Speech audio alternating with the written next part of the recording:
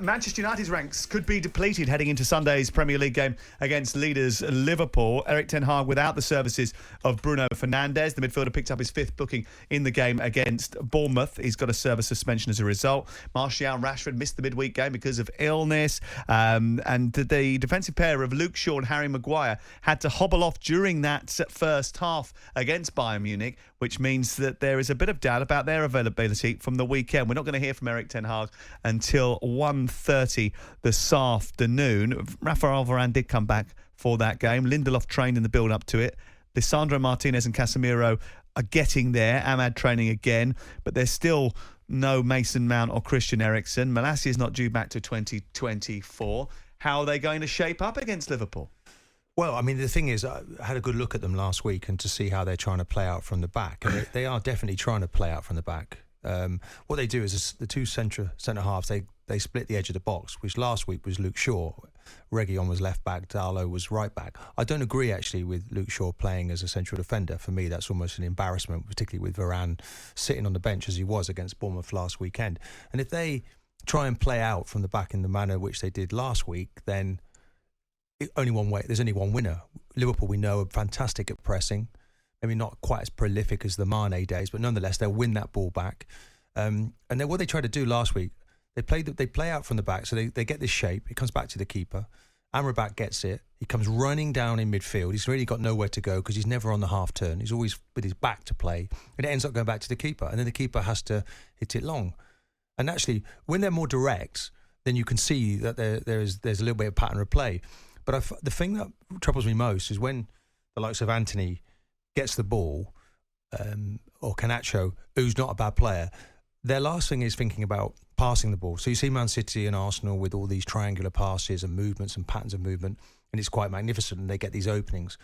With Manchester United, it's just a case of Antony runs with the ball, and when he's not got he only passes it when he can't do anything with it himself. It's like a last resort to give it to someone. He always dumps it on someone else.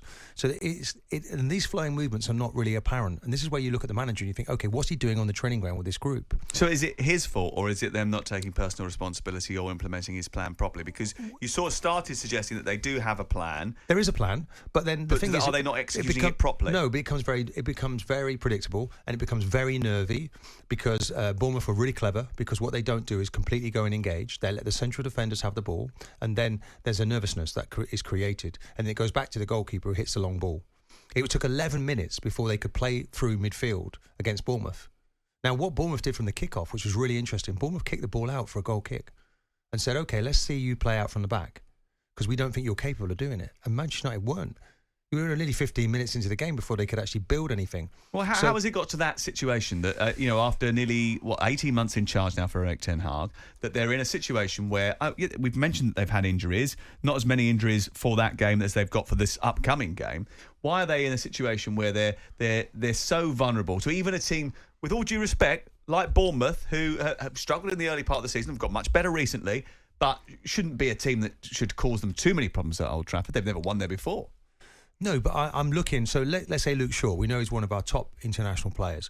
Now, it looked at the start of the game, he was completely uncertain of what he was doing. He had 2 very loose passes. Go and put it back on and watch it yourself.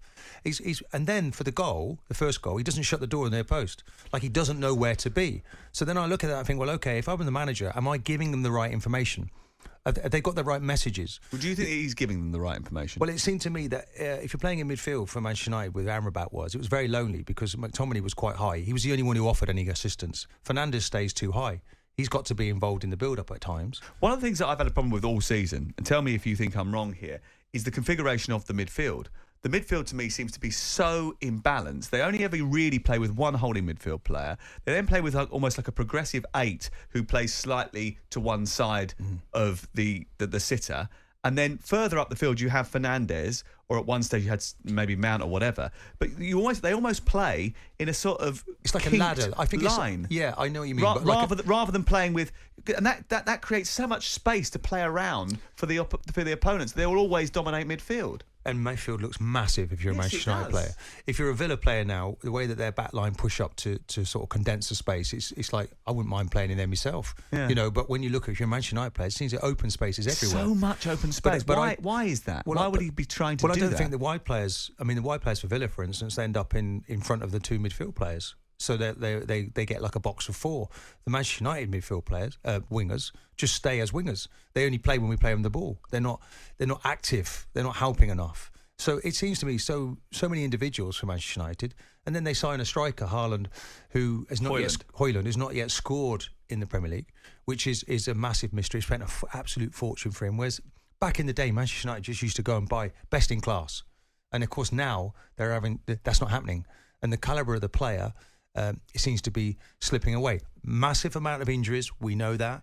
But then it comes down to working with the team, doesn't it? And getting those patterns of play together. And I don't see that when I watch Manchester United. They're relying on a brilliant ball into the box. They're at their best, actually, when the fullbacks get high and wide, and then the inverted wingers come inside and try and feed crosses or find Fernandes edge of box. He's not available. Do you think the wingers are a little bit too predictable, Anthony in particular?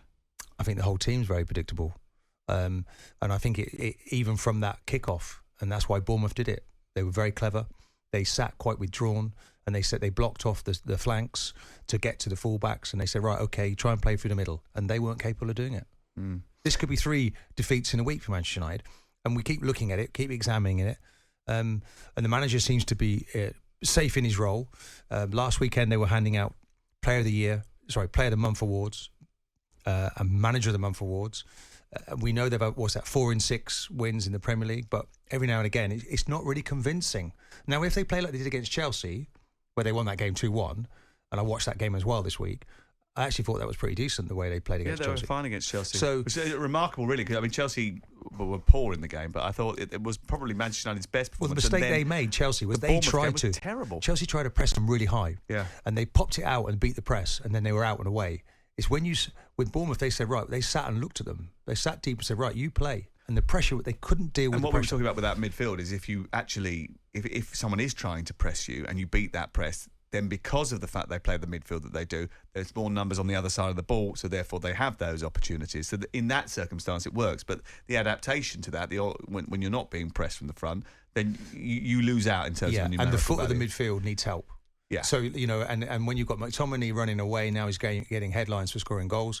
He doesn't really want to come and help. He did help occasionally, but not enough. They had a bad day, though. He had a bad day, didn't he? I mean, he kept popping off him, didn't he? He just wasn't at his full tilt because he kept giving the ball away. Well, credit to Bournemouth as well, though, the way that they played. Absolutely. But their game plan was what won them the game. And that's where's the game plan then for Ten Hag this weekend? How does he come out of Anfield with a result? Because I think he needs one. Well, how does anyone come out of Anfield with a Well, result? They never lose there for a start, and they always score. So you're in big trouble from the start. I would maybe forget to I wouldn't bother passing it out from the back, because that negates 50% of Liverpool's game.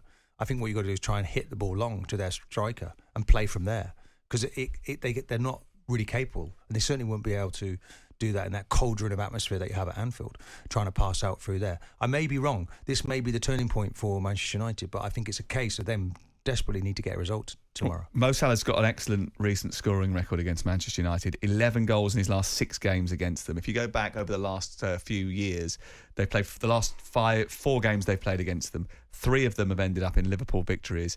I think it's 4-0, 5-0 and 7-0. Wow.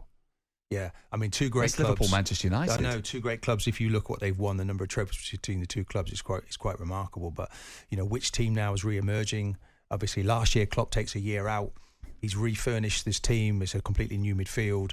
There's only Salah in the front line from what we remember in the past, and they're now starting at the top of the table. They're starting to. I really like the look of them, and I like the look. I spoke to Jurgen Klopp about this really early in the season, and I said to him, what's your sort of what's your journey look like this season? Where are you aiming? And he said, I'm not thinking about anything yet because I haven't worked out how good they are myself.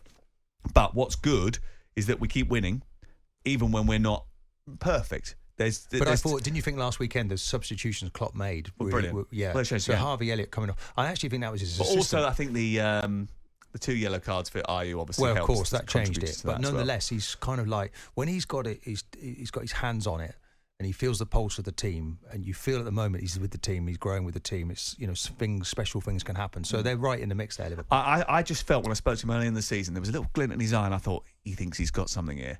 Because they've all got the right mentality as well. And we've talked about it many times on this programme. The amount of times they've come back from deficits to win games, 18 points from losing positions, is quite a substantial margin before you've got to Christmas. That can't keep happening, though. It shows great spirit shows and great unity when it resilience. happens, and you think, oh, this may be our year. But ideally, you don't want to do that. You want to control games and win games the way you want to. McAllister, I think, has got a nasty injury to his knee, so that he's out for a little while. And Núñez has to start being the predator. That touch has to be clean.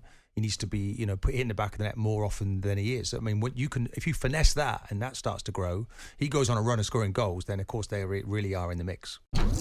Jim White and Simon Jordan. Monday to Friday mornings from 10 on AM, on DAB, via the TalkSPORT app and on your smart speaker. TalkSPORT.